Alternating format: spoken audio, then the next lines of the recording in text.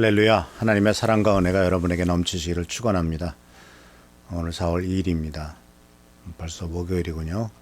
하나님은 우리를 항상 보살피시고 축복하시는데 우리들은 참 어렵고 힘든 일들이 참 많습니다. 그래도 하나님의 도우심으로 또 오늘 하루 승리하며 또 오늘 하루가 하나님 안에서 복된 즐거운 하루가 되시기를 축원합니다. 오늘은 하나님의 치유의 네 번째 시간으로서 스트레스에 대해서 어떻게 하나님께서 주시는 약속의 말씀을 통해서 스트레스를 극복할 수 있을 것인가 하는 것입니다. 주님께서는 바로 연약하고 부족한 것들을 다 치유하시고 회복시키지 않습니까? 그렇기 때문에 우리들이 당하는 여러 가지 많은 아픔과 스트레스도 깨끗하게 치유하실 줄을 믿습니다. 이러한 스트레스, 사실 매일 살아가는 삶 속에 스트레스가 많죠. 그리고 인생에 있어서 가장 큰 힘든 일들이 스트레스 아닙니까? 이 스트레스라고 하는 것은 태어나는 순간부터 죽을 때까지 어쩔 수 없이 경험해야 되는 것이기도 하지만 또 어떤 사람은 또 민감하기 때문에 너무 스트레스를 많이 받기도 하죠. 저는 비교적 스트레스를 덜 받는 편이기도 합니다만은 신경이 묻어서이기도 하겠지만은 또 그렇게 좀 낙관적인 면이 있기 때문에 좀 덜 스트레스를 받기도 합니다. 그러나 뭐 인간인데 누구라고 스트레스 없겠습니까? 다 스트레스 받고 있고 여러 가지 많은 문제가 있죠. 더군다나 이제 우리 박도현 아들이 박도현 목사가 이제 둘째 딸을 낳는데 우리 아시다시피 사모가 손녀딸 보러 가지 않습니까? 가서 애를 보면서 집에 종일 붙어 있답니다. 뭐 밖에 나가지도 못하게 하고 뭐 애 보러 갔으니까 또 우리 집사는 뭐 밖에 나가는 것도 그렇게 좋아하지 않고 손녀하고 또 특히 유아가 너무나 이쁘게 잘하고 또 할머니 보고 뭐 책 읽어달라 그러고 할머니하고 잘 놀고 노래 부르고 뭐 계속 그러니까 하루 어떻게 가는지 잘 모르겠죠. 그래도 그것도 역시 애 보는 것도 스트레스 아니겠습니까? 근데 그래도 이제 손녀딸 보고 즐겁게 보내기 때문에 그런데 제가 또 받는 스트레스는 5월 10일 날쯤 돌아오려고 하는데 그 전에는 4월 중순에는 좀 이 코로나 바이러스가 좀 잠잠해져서 한국으로 돌아오는데 부족함이 어려움이 없도록 해야 되지 않겠나. 또 와가지고 2주 동안 뭐 자가격리 뭐 집에만 있으라고 하면 문제가 되지 않지만은 또 어려운 일이 안 생기도록 또 여러 성도님들이 같이 기도해 주시기를 부탁을 드립니다. 그리고 또 우리 주연이도 이제 6월 달에는 지금 현재 있는 버팔로라고 하는 데서 이사를 해서 휴스턴으로 와야 되거든요. 휴스턴에 있는 또 텍사스 유니버시티에서 메디컬 센터에서 1년 동안 이제 임상 심리사로 훈련하고 또 연수를 해야 되는데 지금 뉴욕 주를 2주 동안 셧다운 했거든요. 움직이지 못하게. 물론 이제 6월 달에 옮기기 때문에 좀 시간이 있으니까 좀 여유가 있겠지만은 그것도 역시 저한테는 스트레스가 아닐 수가 없습니다. 어쨌든 뭐 하나님께 기도드리지 않으면 안 되는 분야는 없습니다. 애들을 통해서 많이 깨닫는 것 중 하나 뭐냐면은 걔네들이 참 공부하러 유학 간다고 할 때부터 지금까지 계속 하나하나가 하나님의 도우심과 기도가 필요하고 하나님의 도우심과 기도 없이는 하나도 해결되는 것이 없다는 것을 아주 절실하게 느끼고 있습니다. 그래서 하나님이 축복하셔서 계속 우리 사는 성도님들 삶도 마찬가지겠죠. 성도님들의 삶에 뭐 하나 하나님의 도우심이 없으면 해결하지 못한다는 것을 인정하고 또 계속해서 하나님 앞에 매달림으로써 하나님이 우리의 모든 문제들을 해결해 주시고 축복하시는 귀한 은총을 계속 경험하시기를 축원합니다. 그래서 오늘 말씀은 바로 이 스트레스를 어떻게 인생의 스트레스를 해소할 것이냐 하는 부분인데 그래서 스트레스 해결책에 대해서 생각해 봤을 때는 이제 4가지 정도를 생각해 볼 수가 있어요. 하나는 아무리 어렵고 힘든 문제가 있어도 분명한 목적을 알게 되면은 견뎌낼 수 있다는 것이고요. 2번째는 내 삶을 내가 살 거냐 하나님께서 사시도록 할 거냐 하는 것이고요. 그리고 3번째는 우리 인간이라고 하는 존재이기 때문에 우리들에게는 휴식이 필요하다라는 것에 대한 말씀이고 3번째는 어렵고 힘들 때 넘어지는 이유는 내공 속에 쌓여 있는 어떤 힘이 없기 때문이기 때문에 어떻게 하면은 영혼 육의 내공을 쌓을 것이냐 하는 그런 분야들을 같이 한번 생각해 보려고 합니다. 그래서 첫 번째로 생각해 보려고 하는 것이 바로 인생의 분명한 목적을 파악하라는 거예요. 베드로전서 1장 1절에 보면은 우리 인생을 이렇게 사도 베드로는 표현하고 있습니다. 예수 그리스도의 사도인 베드로가 본도와 갈라디아와 갑바도기아와 아시아와 비두니아에 흩어져 사는 나그네들인 택하심을 입은 이들에게 이 편지를 씁니다. 그러니까 이게 소아시아 지방이죠. 지금 말하자면 터키 지방입니다. 터키 지방에 살고 있는 예수를 믿는 사람들, 하나님의 자녀들에게 편지를 쓰는데 그 하나님의 자녀들인 사람들이 자기 자신을 어떤 존재로 인식하고 또 인생의 방향과 목적이 무엇인가를 알게 하기 위해서 너희들은 흩어져 사는 나그네들인데 너희들은 택하심을 입은 자들이다 라고 하는 것을 알게 하기를 원했다는 것입니다. 우리는 이 말씀 속에서 바로 나의 삶은 인생의 삶은 나그네 삶이다 라는 것을 알기를 원하십니다. 무슨 뜻이냐면은 이 세상이 나의 삶의 영원한 목적이 될 수 없다는 거죠. 그렇지 않습니까? 인생에 돈 버는 게 목적입니까? 성공하는 게 목적입니까? 오래 사는 게 목적입니까? 아니죠. 왜냐하면 그런 목적은 성취되는 순간 다 무의미해지기 때문에 그렇습니다. 아무리 높은 자리에 올라가 대통령 자리에 하면 뭐예요? 감옥 가 있고 세상 사람들한테 조롱거리나 되고 저 뭐하러 저런 높은 자리에 올라갔는지 몰라 라는 소리나 듣죠. 그래서 우리는 분명히 알아야 될 것은 우리 인생의 목적은 하나님 나라에 있습니다. 그리고 그 하나님 나라의 뜻이 이 땅에 이루어지기를 기도하라고 주님이 말씀하셨던 것처럼 영원한 하나님 나라의 가치를 이 땅에 심는 것이 우리 인생의 중요한 목적입니다. 삶의 목적이 없기 때문에 스트레스를 받을 때는 그냥 포기하고 말아요. 삶의 스트레스는 인간이기 때문에 당하는 일이지만은 내가 이런 스트레스를 통해서 공부하는 스트레스 또는 직장 생활하는 스트레스 또는 자식을 키우고 가정 생활을 하는데 필요한 스트레스, 돈 문제 스트레스, 많은 스트레스가 있는데 그런 모든 스트레스의 궁극적인 목적을 위해서 뭐를 위해서 내가 이런 스트레스를 받는가 하는 것을 생각한다면 굳이 스트레스를 받을 필요가 없겠죠.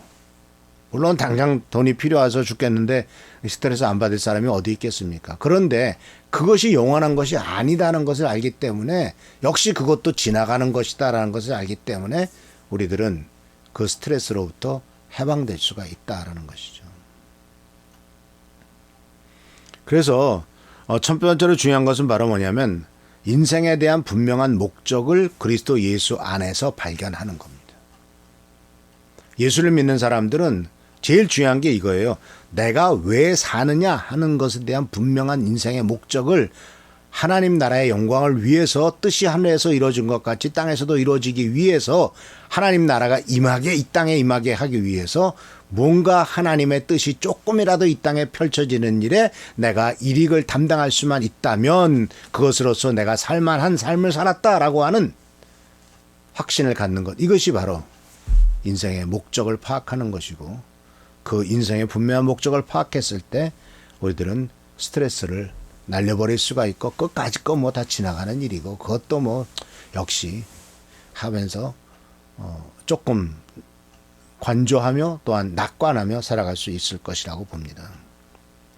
두 번째로는요. 우리가 이 스트레스를 이길 수 있는 두 번째 방법이 바로 뭐냐면 내가 할 거냐 하나님께서 하실 거냐라는 것을 결정할 때 그걸 알고 결정할 때 우리의 스트레스가 날아갑니다.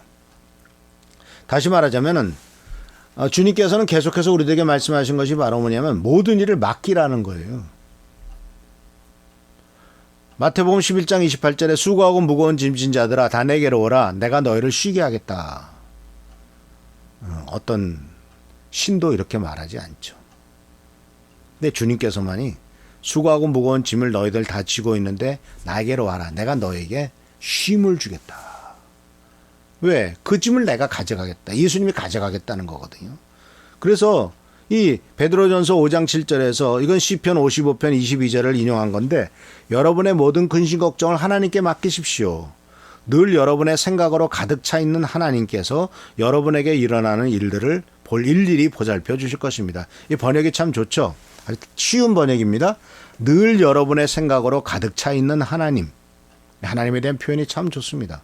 늘 우리 생각으로 하나님이 가득 차 있으시대. 하나님에게 우리의 생각으로 가득 차 있으시대. 그러니까 성경 말씀에 졸지도 않고 주무시지도 않으시면서 우리를 보살피신다라고 말씀하고 있지 않습니까? 여러분에게 일어나는 일들을 일일이 보살펴 주실 것입니다. 아니 일일이 보살펴 주시는 하나님이 계신데 왜 내가 고생합니까? 내가 왜 걱정합니까? 주님은 말씀하세요. 내한테 다 맡겨라. 그래서 편히 쉬세요. 그냥 하나님 이거 주님께 맡깁니다. 내가 할 수 있는 역량도 안 되고 내 할 수 있는 범위도 넘어섰습니다. 그러니까 이제 주님께 맡기니까 주님이 좀 맡아서 해 주십시오라고 우리들은 주님 앞에 믿음으로 맡기는 겁니다. 그런데 믿음으로 맡긴다 그러고 그냥 주님께서 다 알아주실까 그러고 나몰라라 하고 자빠져 있는 것이 아니라 주님께서 말씀하시는 방향을 찾고 기도하면서 주께 맡겼을 때 주님은 이렇게 해라 하면 그걸 따라 열심히 하는 거죠. 눈에 보이지 않아요 결과가. 그래도 주님이 하라고 말씀하셨으면 끝까지 하는 겁니다. 그래서 주님이 말씀하실 때는 움직이고 주님이 가만히 있으라고 하면 가만히 있고 그리고 주님께서 아무런 사인도 보이지 않으신다면 지금 가는 길을 그냥 가는 거예요. 이게 바로 승리하는 길이기도 합니다. 그래서 주님께서 우리에게 말씀하십니다. 주님께 모든 것을 맡겨라. 내가 맡아서 해주겠다. 그리고 내가 너에게 지시하겠다. 내가 지시를 받을 때는 또 내가 열심히 믿음으로 순종하고 그 길을 따라가라. 그러면 내가 약속한 것을 다 이루어주겠다라고 말씀하고 계십니다. 세 번째로 스트레스 해결책이 바로 뭐냐면은 우리들 자신이 인간이란 사실, 육신을 갖고 있는 인간이란 사실을 잊지 말라는 겁니다. 이것은 다시 말하자면 휴식이 필요하다는 거죠. 너무 자기 자신을 혹사하는 사람이 있어요. 하나님도 쉬셨어요. 안식하셨어요. 하나님의 안식. 우리가 주님 안에 갔을 때 안식이 있습니다. 꼭 아무것도 안 하고 누워 있어야만 쉬는 것이 아니라 주님의 은혜 안에서 있는 것이 안식이고 휴식입니다. 그리고 한번 생각해 보십시오. 내가 어떤 때 힘을 얻고 안식이 되는가. 어떤 사람은 잠을 자면 안식하는 사람도 있습니다. 어떤 사람은 맛있는 거 먹으면서 안식하는 사람도 있고요. 어떤 사람은 남과 대화하면서 안식이 되는 사람도 있고 힘을 얻을 수 있는 사람이 있어요. 다양해요. 육신이 연약할 때는 예를 들자면 엘리야 같은 경우는 그냥 누워서 며칠 먹고 자고 했을 때 힘을 얻었죠. 예수님께서는 어떻게 휴식하셨습니까? 산에 올라가서 하나님 아버지와 계시면서 그 번잡한 생각해보세요. 모든 사람이 찾아와서 병 고쳐주세요. 병 고쳐주세요. 병 고쳐주세요. 우리 애가 아픕니다. 우리 어머니가 아픕니다. 우리 집안에 문제가 있습니다. 나이 우리 집에 좀 가서 뭐 좀 해주세요. 맨날 이러고 와가지고 주님을 못살게 굴고 들들 볶는데 성경에 뭐라고 되어 있습니까? 사람들이 문 앞에 바글바글 끓어서 밥 먹을 시간도 없었다. 성경에 그렇게 써 있었어요. 주님은 그랬을 때 무리를 떠나 산에 올라가셔서 쉬셨다라고 되어 있습니다. 그래서 예수님께서 제자들을 2명씩 싹 짝지어 보내시고 난 다음에 그들이 전도하고 돌아왔잖아요. 그런 다음에도 뭐라고 말씀하셨습니까? 이제 좀 쉬어라 라고 말씀하신 경우도 있습니다. 그래서 리크리에이션은 이 리크리에이션 하면은 또 뭐 즐거움, 쾌락, 즐거움 무슨 오락 이렇게 하지만 말 그대로 리크리에이션이 크리에이션이 창조란 뜻이지 않습니까? 다시 창조한다라는 뜻이죠. 그래서 스트레스 해결책은 휴식도 중요한 해결책입니다. 먹고 마시고 즐기고 쉬는 것 이것이 바로 필요해요. 그 스트레스 받을 때는 내가 스트레스를 어떻게 해소할까 하는 것을 한번 생각해 보시길 바랍니다. 마지막으로 우리들이 아무리 또 스트레스를 받아서 쉬고 놀았어도 내공이 없으면 안 돼요. 내적 공력이란 뜻이죠. 흔히 옛날에 그 무슨 소림사 무슨 또 아니면 무슨 무협 소설에 보면 뭐 내공이 쌓여 있다고.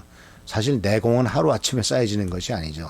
20년, 30년, 40년 걸리기도 합니다. 예를 들자면 바둑 두는 사람이 10년짜리하고 20년짜리하고 30년짜리하고 같겠습니까? 내공이 다르죠. 그리고 또 1년, 물론 시간이 지나갔다고 내공 쌓는 건 아니죠. 10년 동안 꾸준히, 20년 동안 꾸준히, 30년 동안 꾸준히 했을 때 내공이 쌓이죠. 10년 했다고 나 이제 내공 쌓였어. 그다음부터 놀면은 뭐 그 있는 내공도 다 까먹겠죠. 그래서 오늘 말씀 속에서 사도 바울은 디모데에게 내 아들아, 그러므로 너는 그리스도 예수 안에 있는 은혜 가운데서 강건하여라 라고 말했습니다. 강하라, 강건해라.